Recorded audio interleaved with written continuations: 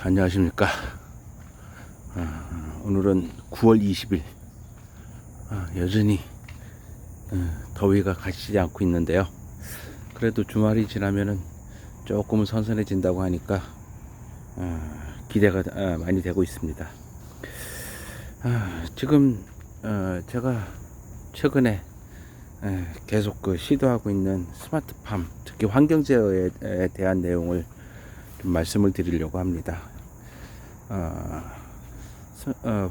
이 온실에서, 이런 온실에서 식물의 성장에 영향을 줄 수 있는 요인들이 어떤 것들이 있을까요?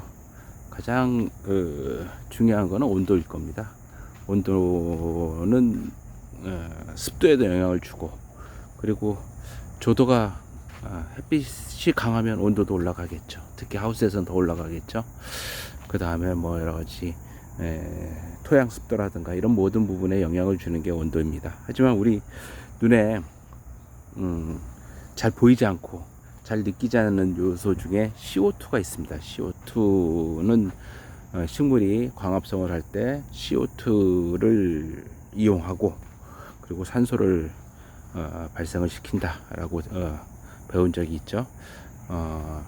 즉 식물한테 CO2는 광합성을 하는데 아주 필수적인 요소가 됩니다. 하지만 우리가 이 공기 중에 CO2가 어떻게 존재하고 있는지 파악하기가 어렵죠. CO2의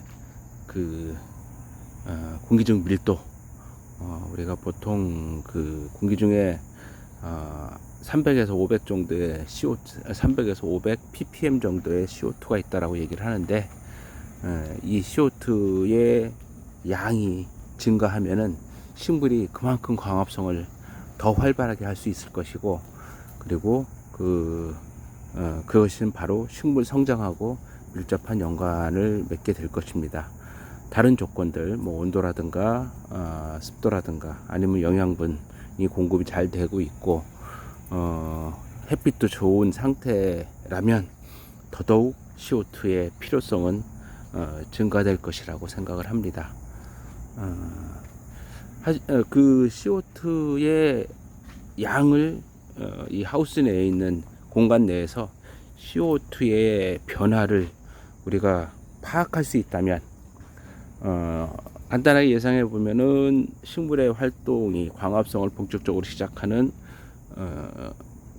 새벽녘에 해가 뜰 즈음에 CO2의 필요성이 증대할 것이고, 그러면은 CO2의 양은 줄 것입니다. 그리고 낮 시간을 지나서 CO2를 의 양이 사용을 많이 할 테니까 줄어들 것이고, 요 시간대에 아침부터 낮 시간에 CO2의 공급을 인위적으로 지원을 해준다 그러면 식물들은 더 잘 자랄 수 있겠죠. 또 그 다음에 저녁 시간이 되면 CO2의 사용은 줄고, 호흡을 하는 식물이 호흡을 하는 시기이기 때문에 CO2는 증가를 하게 될 것입니다.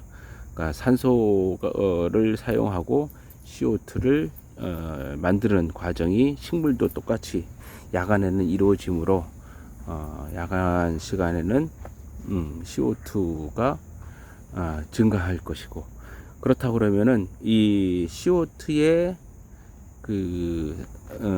밀도, 사용 상태에 따른 CO2의 밀도를 데이터로 파악할 수 있다면, 어느 시기에 CO2를 어떻게 공급을 해주고 어느 시기에는 공급을 하지 않아도 되는지, CO2에 대한 공급을 적절하게 해줄 수 있다면 식물을 훨씬 더 극대화시킬 수 있는, 성장을 극대화시킬 수 있는 방법이 되지 않을까라는 생각을 당연히 하게 될 것입니다. 그 작업을 진행을 해보려고 합니다. 지금까지 생각했던 것보다 훨씬 더 쉽게, 또는 안정적으로 시설 내에 하우스 내에 온도, 습도, 조도 이런 데이터들이 DB에 축적되는 것을 화면에서 확인을 했었고, 같은 방식으로 CO2의 양을 측정을 해서 결과를 확인한다면 우리가 식물을 재배하는데 어떤 그 중요한 어떤 요소를 공급하는데 필요한 아주 중요한 정보를 만들 수 있을 것이라고 생각을 합니다. 그리고 또 상대적으로 식물이 어떤 상태, 광합성을 얼마나 활발하게 하고 있는지를 간접적으로 파악할 수 있는 그런 정보도 될 수 있을 것이라고 생각합니다. CO2가 눈에 보이지 않는 CO2가 우리 데이터로 그 저장이 됐을 때 식물의 성장을 특히 식물과 열매를 맺히는 식물들 이런 것에 어떤 그 상태로 진행되고 눈에 보이지 않는 어떤 성장의 모습을 간접적으로 파악할 수 있는 아주 중요한 정보를 만들 수 있을 것이라고 생각을 하게 됩니다. 그 이후에 CO2와 온도와의 상관관계, CO2와 조도하고의 상관관계 등 복합 그 환경 정보를 이용해서 식물의 성장을 서로 비교해 볼 수 있는 그런 데이터를 만들 수 있다면 뭔가 농업에 그 확실한 그 길잡이 역할을 할 수 있을 것이라고 기대를 해 봅니다. 자, 말을 제가 장황하게 얘기를 해 봤는데요. 결과적으로 CO2에 대한 그 어떤 DB화 이 작업에 대한 내용을 미리 말씀을 좀 드리는 거고요. 센서가 생각보다 고가더라고요. 센서가 한 5, 6만 원씩 하고, 현재 제가 저가 모델을 2만 원대의 저가 센서를 구매를 해 놓은 상태인데, 아마 그 저가 CO2 센서라 기능에 한계가 좀 있지 않을까라는 걱정도 미리 해 봅니다. CO2를 통한 다양한 실험, 다양한 환경 정보 구축 이 부분에 대해서 미리 예고를 좀 드리고, 그리고 CO2에 대한 중요성에 대해서 미리 말씀을 좀 드렸습니다.